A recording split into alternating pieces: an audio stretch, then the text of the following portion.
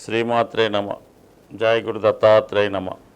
ఈ వీడియోలో మనం మకర రాశి వారు ఏ విషయంలో జాగ్రత్తగా ఉండాలి, వాళ్ళ జీవితంలో అభివృద్ధి చెందాలంటే ఏ నియమాలు పాటించాలి అన్న విషయాన్ని మనం ఈ వీడియోలో తెలుసుకునే ప్రయత్నం చేద్దాం. మరి మకర రాశి శని దీనికి ఆధిపత్యం వహిస్తూ ఉంటాడు. సో ఆ కారణం వల్ల ఏంటంటే వీళ్ళ జీవితం ప్రాక్టికల్గా ఉంటుంది. కష్టపడితేనే జీవితంలో పైకి రాగలరు. అలాగే వీళ్ళకి చిన్నతనం నుంచే బాధ్యతలు, రెస్పాన్సిబిలిటీస్ రావడం జరుగుతూ ఉంటుంది. సో ఆ కారణం వల్లే వీళ్ళ జీవితంలో బాల్యం అంతా జీవితాన్ని గుణపాఠంగా నేర్చుకొని వీళ్ళు పడినటువంటి ఇబ్బందులు, కష్టాలు వాళ్ళ తర్వాత వాళ్ళంటే వాళ్ళ భార్య పిల్లలు పడకూడదని చాలా పొదుపుగా, చాలా ఎకనామిక్గా లైఫ్ని లీడ్ చేయడం జరుగుతుంటుంది. సాధారణంగా వీళ్ళు ఒక సాధారణమైనటువంటి కుటుంబంలో జన్మించడం జరుగుతూ ఉంటుంది. ఈ మకర రాశి, మకర లగ్నం కూడా అనుకుందాం. లేదా ఒకప్పుడు బాగా స్థితిమంతులై బాగా దెబ్బతిని బాగా నష్టపోయిన తర్వాత వీళ్ళ కుటుంబంలో జన్మించడం జరుగుతూ ఉంటుంది. సో ఈ కారణం వల్ల ఏంటంటే వీళ్ళకి చిన్నప్పటి నుంచే ప్రతిదానికి కూడా లేనట్టుగానే ఉంటుంది. ఒక స్కూల్కి వెళ్దామన్నా, ఒక విద్య నేర్చుకుందామన్నా, ఒక కోర్స్ నేర్చుకుందామన్నా ప్రతిదీ కూడా ఎకనామికల్గా ఇబ్బంది పడుతుంటారు. సో అదే టైంలో వీళ్ళ పేరెంట్స్ కూడా ఇబ్బంది పడడం వల్ల వీళ్ళు కొంతమంది చిన్నతనంలోనే ఏదో 10th క్లాస్ నుంచే ఏదో చిన్న చిన్న ఉద్యోగాలు చేసుకోవడం, ఏదో అలాగా ఈ డైలీగా చిన్న చిన్న పనులు చేసుకుంటూ చదువును పూర్తి చేసుకొని రావడం జరుగుతూ ఉంటుంది. ఆ కారణం అంటే వీళ్ళ జీవితంలో ఖచ్చితంగా పైకి వచ్చారంటే వీళ్ళు స్వయం కృషితో మాత్రమే రావడం జరుగుతుంది. వెనకాల ఎవరి సహకారం కూడా ఉండదు. అయితే పొదుపుగా ధనాన్ని కాపాడుకోవడం వల్ల తర్వాత ఇబ్బందులు పడే రోజుల్లో మనకు అవసరం ఉంటుందనే ఉద్దేశంతోనే మనీ సేవింగ్ చేసుకుంటారు. కాబట్టి వీళ్ళు అంచెలంచెలుగా జీవితంలో ఎదగడం జరుగుతుంది.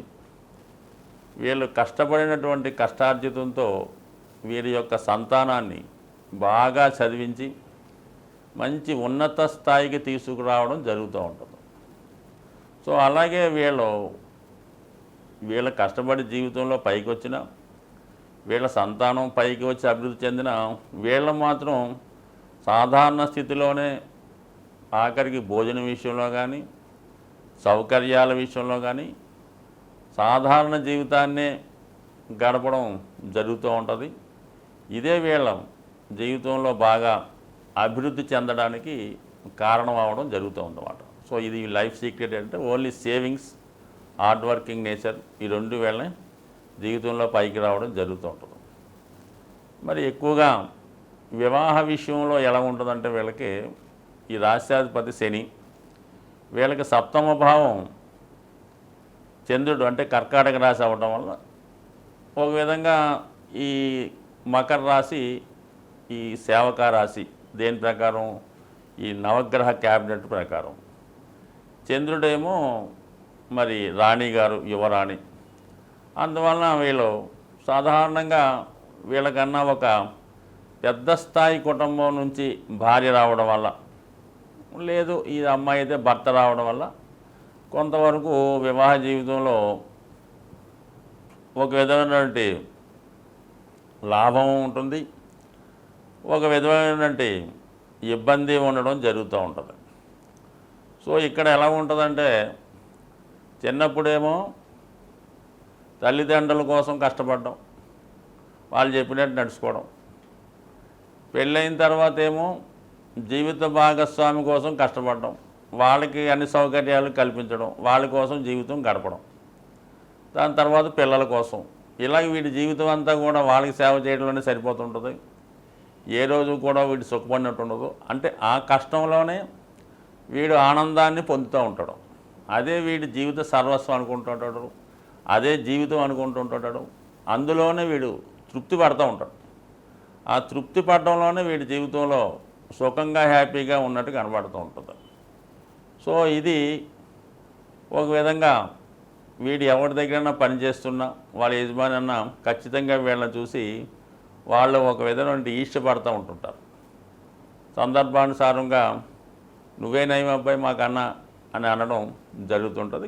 ఇదొక వాళ్ళకి మరి అదృష్టమో చెప్పలేం, దురదృష్టమో చెప్పలేం.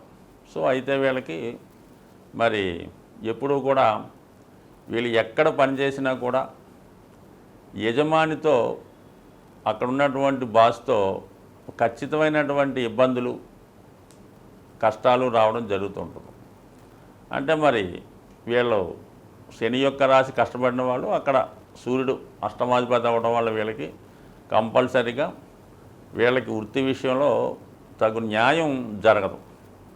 సో దశల ప్రకారం చూసుకుంటే ఇందులో వీళ్ళకి ఉత్తరాషాఢ, శ్రవణం, ధనిష్ట.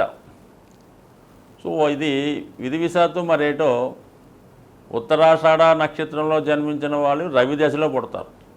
వీళ్ళకి సూర్యుడు అధిపతి కాబట్టి ఈ దశ అంత ఉపయోగపడదు.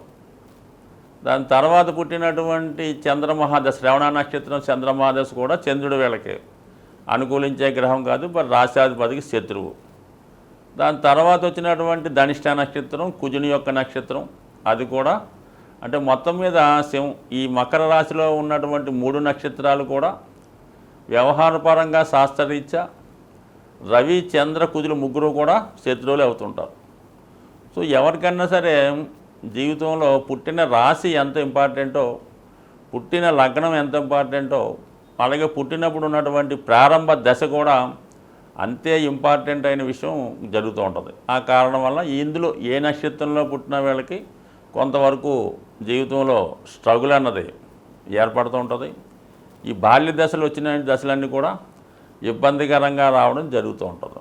దాని తర్వాత వచ్చినటువంటి రాహుదశ, అంటే అందరికీ కూడా రాహుదశ కంపల్సరీగా రావాల్సిందే. ఈ రాశిలో ఏ నక్షత్రంలో పుట్టినా మరి ఆ రాశి వీళ్ళకి ఆ రాహువు ఒక విధంగా ధనాధిపతి, ఒక విధంగా రాష్ట్రాధిపతి మిత్రుడు కాబట్టి అప్పటి వరకు జరిగిన దాన్ని బట్టి రాహు ఆధారపడి ఉంటాడు. జీవితంలో అయితే బాగా ఉన్నత స్థాయికి తీసుకెళ్తాడు, లేదా వేరే అలవాట్లతో, వ్యసనాలతో, బలహీనతలతో, ఇబ్బందులతో ముందుకు తీసుకెళ్తూ ఉంటాడు.